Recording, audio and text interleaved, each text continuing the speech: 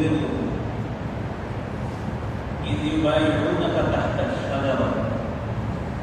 যারা আপনার কাছে বায়াত হয়েছে গাছের নিচে, আল্লাহ ওই মুমিনদের প্রতি খুশি হয়ে গেছে, যেই মুমিনরা আপনার হাতে বায়াত হয়েছে গাছের নিচে। আলিমা মা ফি কুলুবিহিম, আল্লাহ তাদের অন্তরের বিষয়টা জানেন। ফাআনজালাস সাকিনাতা আলাইহিম, বলে আল্লাহ তাদের উপর আসমানী প্রশান্তি নাযিল করেন।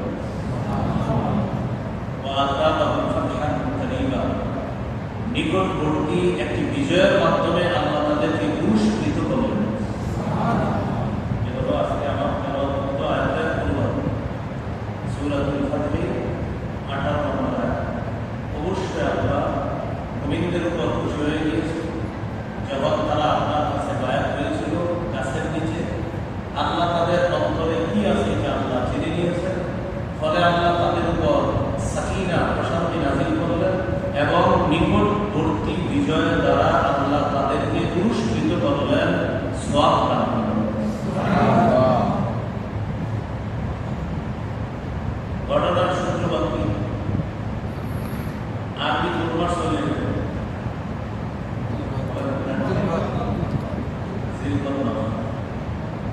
আরবি মাসের হিসাব রাখা মুসলমানের জন্য করতে পারে।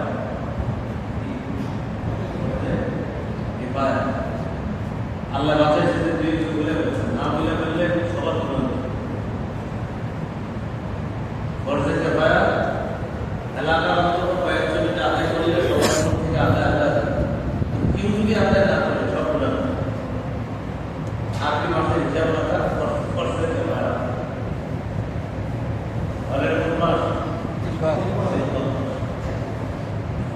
ষষ্ঠ হিজরির জিলকদ মাস 1 তারিখ সোমবার, হিজরি 6 মাস জিলকদ তারিখ 1 বার সোমবার, মাস কত হিজরি?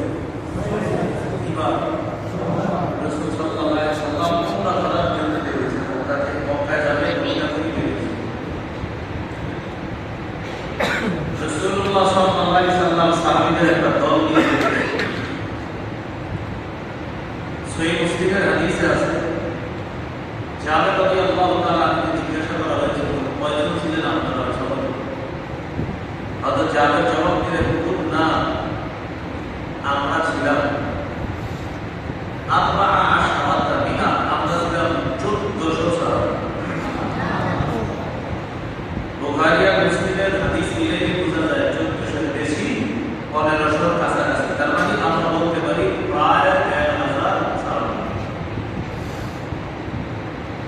সহিহ বুখারীর বর্ণনা 2731 নম্বর হাদিস।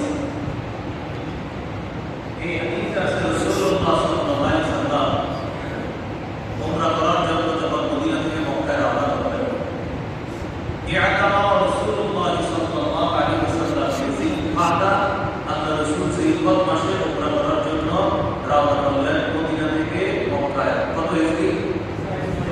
কিবার কয় জিলকদ? সাহাবী প্রায় বয়স এগুলো মনে রাখবেন, তাহলে বুঝতে পারবেন ওয়াজের পরে কিছু কাজ নেই। রাসূলুল্লাহ সাল্লাল্লাহু আলাইহি ওয়াসাল্লাম সাহাবীদের দিকে বের হলেন, রওনা করার পর ইহরাম বাঁধতে লাগলেন, ইহরামের কাপড় পরতে লাগলেন।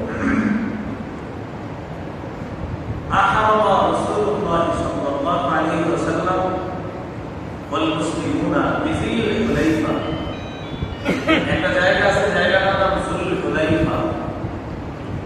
নবী এবং সাহাবায়ে কেরাম যুল হুলাইফা নামক জায়গায় গিয়ে ইহরামের কাপড় পরলেন।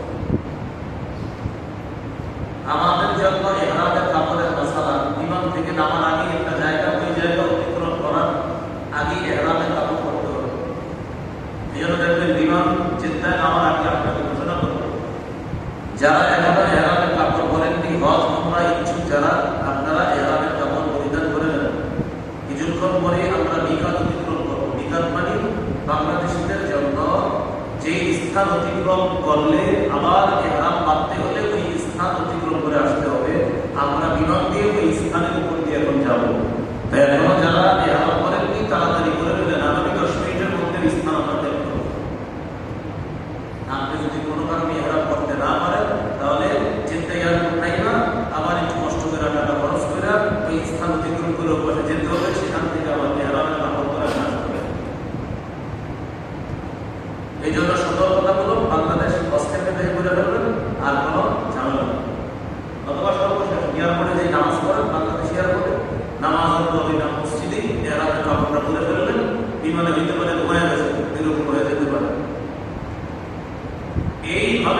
সারা পৃথিবী বিভিন্ন এলাকার জন্য একটা নির্দিষ্ট সীমানা আছে।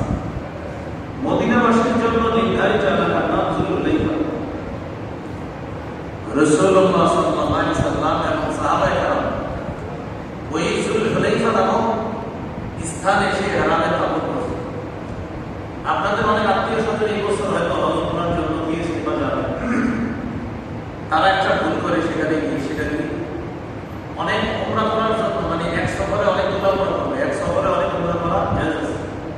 সবগুলো কি করে, একটা মসজিদ আছে, মসজিদে আয়েশা, এই মসজিদে আয়েশায় গিয়ে ইহরামের কাপড় পরে আবার উমরা করে, একজনের উমরা করে।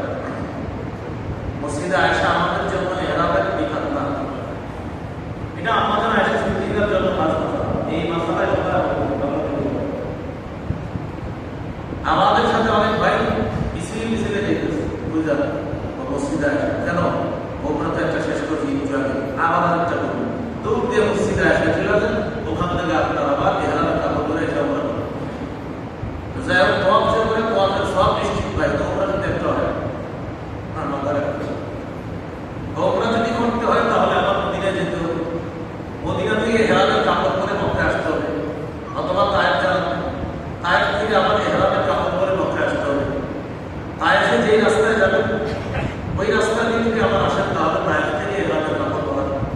আবার যদি আপনি তায়েফ থেকে চিন্তা করেন না আমি তায়েফ থেকে সরাসরি মক্কায় যাবো না, আমি জেদ্দা ঘুরে অন্য রাস্তা দিয়ে মক্কায় যাবো, সেখান দিয়েও আসা যায়, তাহলে আপনি অন্য রাস্তা দিয়ে সেখান দিয়ে আসবেন। সেখানে যাইতে হঠাৎ একটা জায়গা আছে, সেখানে যাওয়ার পর সৌদি আরবের ড্রাইভার যদি হয় অথবা আমার দেশের ড্রাইভার আপনাকে বলবেন যে আমরা এখন মিকাত অতিক্রম করবো, আপনারা যদি ইহরামের কাপড় পরতে চাইলে করে নিতে পারেন। এই মাসালাগুলা এই যে হজের আগে যে প্রশিক্ষণ হয়, প্রশিক্ষণে বসা জরুরি। অনেকে আমরা হজে যাই, প্রশিক্ষণে যাই না, কেন জানা যাবেন, হুজুর তো আছে যাওয়ার পর, তো আপনি তো প্রশিক্ষণ না নিয়ে হুজুরের নাজিকে আগে গিয়ে ভুল করেন চারটা।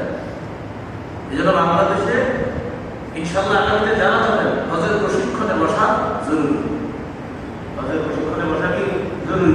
মাশাআল্লাহ এখন প্রত্যেক এলাকায় হজের প্রশিক্ষণ। তাহলে আজকে আমরা এই বিষয়টা মাথায় রাখবো, ইহরামের কাপড় পরা এটা হজ করার জন্য গুরুত্বপূর্ণ একটা মাসালা।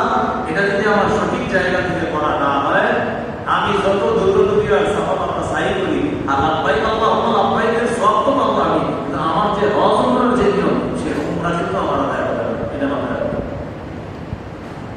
রাসূলুল্লাহ সাল্লাল্লাহু আলাইহি সাল্লাম যুলহুলাইফা নামক জায়গা থেকে ইহরামের কাপড়